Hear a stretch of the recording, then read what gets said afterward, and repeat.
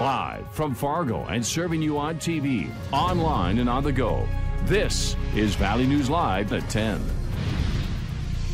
The FBI is breaking the law and plans to do it again this year. Our investigation has found Congress requires every federal law enforcement agency, including the FBI, to submit hate crime statistics. But for years, the FBI has failed to publish its own hate crime numbers, including a case from Grand Forks.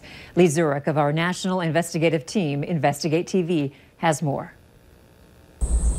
Amite, Louisiana, a 22-year-old woman locked in an outdoor cage. Nobody deserves to be treated this way. Prosecutors say her family forced the woman to eat her own mother's ashes, perform sex acts, and shot her with a BB gun. To live in these conditions anywhere in the world is unacceptable. The reason they tortured her? Because she has a disability, autism. A federal indictment charged them with a hate crime. But the crime never showed up in the FBI's hate crime statistics. How concerning is it to you that the FBI is not reporting its own numbers? Well, they should.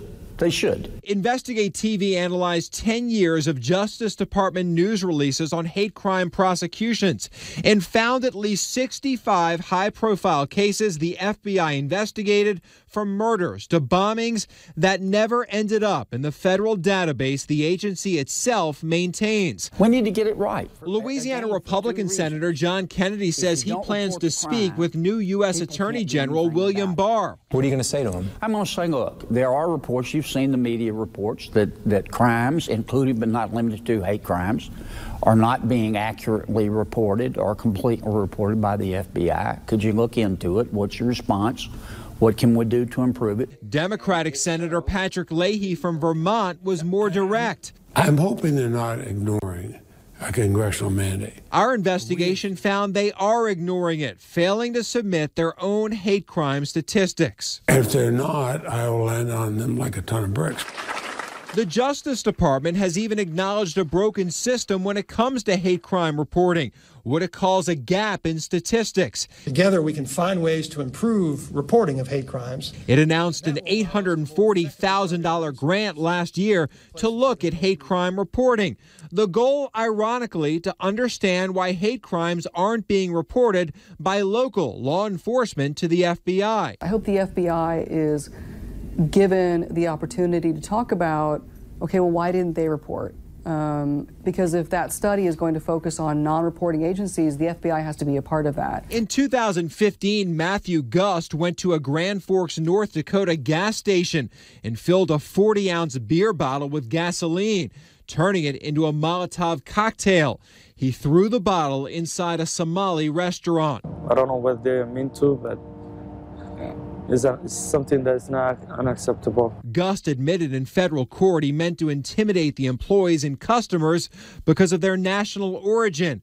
A federal hate crime absent from 2015 hate crime statistics. The FBI has declined multiple requests for an interview. After 7 months of emails and questions, an FBI spokesperson finally told us this month it is changing its system and currently testing its data, with the goal to start submitting its own hate crime statistics by 2021. Every day that goes by that this issue isn't fixed is a problem, in my opinion. We need to get it fixed. The reports need to be accurate. Senator John Kennedy says a lost opportunity for law enforcement officials to figure out the measure of hate. These crimes, we track the data and we look for patterns. And if they're not being reported, then we don't know where to put our law enforcement resources. The FBI plans to begin reporting its own cases, including violent crimes. A West Fargo man could face charges after accidentally firing a gun into the apartment below him. Police were called out to Lake Crest Apartments shortly after 8 tonight after someone reported a shot fired. That's at 3010 7th Street West in West Fargo. Police tell us the man was cleaning his gun and didn't realize he still had a round in the chamber. He pulled the trigger, sending the bullet through his second-floor apartment and into a wall in the apartment below. The two people below tell police that they saw the bullet whiz by. No one was hit by the man who fired the gun, may face charges of discharging a weapon within the city limits. The hunt continues tonight for a man who Fargo police say fired several gunshots in the parking lot of an apartment building today. It happened in the 1400 block of 32nd Street South around 4:30. Someone living in the apartment complex says that they heard a total of 5 gunshots. Police found several shell casings. Luckily, no one was hurt. Police still don't know who fired the gun. Authorities in Wahpeton are caught up in the homicide investigation, the first in decades. The 37-year-old man is dead. Another one is in custody as a result. Investigators say the man died from stab wounds at an apartment complex on Center Street. It took police more than 12 hours to make an arrest. Valley News Team's Joshua Pagero spoke to neighbors who were surprised to learn of the murder. Hunter Meyer has been living at Southview Apartments in Wahpeton for about a year. He rarely experienced any problems until early morning yelling woke him up. A bunch of screaming, and next thing I know, there was police at my door asking me questions. What was going on? This is the apartment building where the alleged stabbing took place.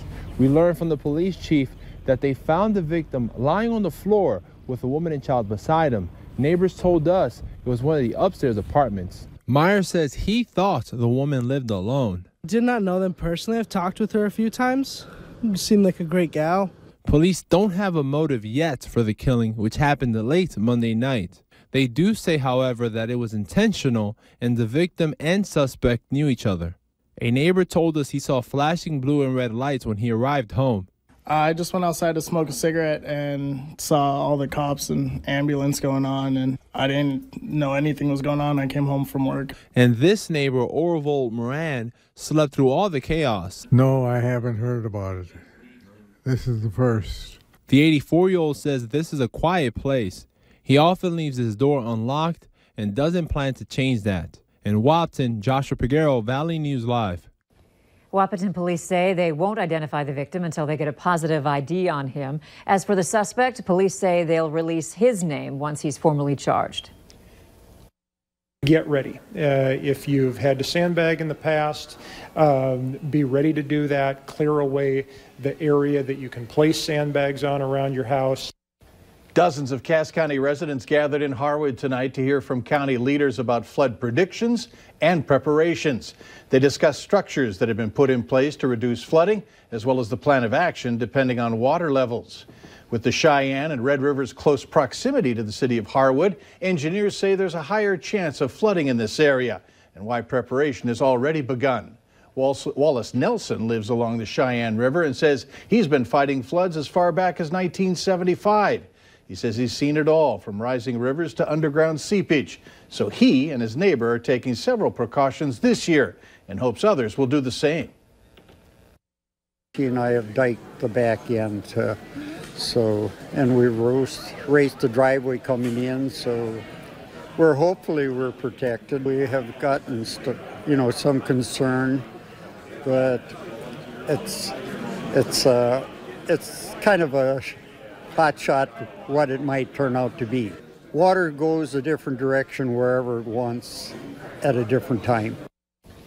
Cass County wants to remind people that volunteering to make sandbags in Cass County is different than efforts in Fargo and other locations. They are in need, a serious need, of volunteers to make 300,000 sandbags for the county. And if you're interested in making sandbags for Cass County, go to our website, click on this story for more information. A warning tonight out of Grand Forks. Officials there are asking drivers to stay off flooded roads. They say not only do you put yourself at risk, but you could also damage your vehicle. That includes your engine or any electrical issues. It could cost you thousands of dollars. People want to go through water and they don't want to stop. They're trying to get to point A to point B and they don't realize what it can actually do. But yeah, it can harm. It can do some serious damage once it enters the engine, if it gets enough in there. And as a reminder, Grand Forks Emergency Management says it's a crime to drive on barricaded roads. A Fargo child care facility is under investigation by the State Department of Human Services, stemming from an incident that happened in February. Now, the incident concerns Little Bloomers in the Osgood area. It involved 2 preschool children getting out of the building through a back door at the daycare and then getting into a vacant, unlocked car. It's unclear how long the children were gone until staffers noticed.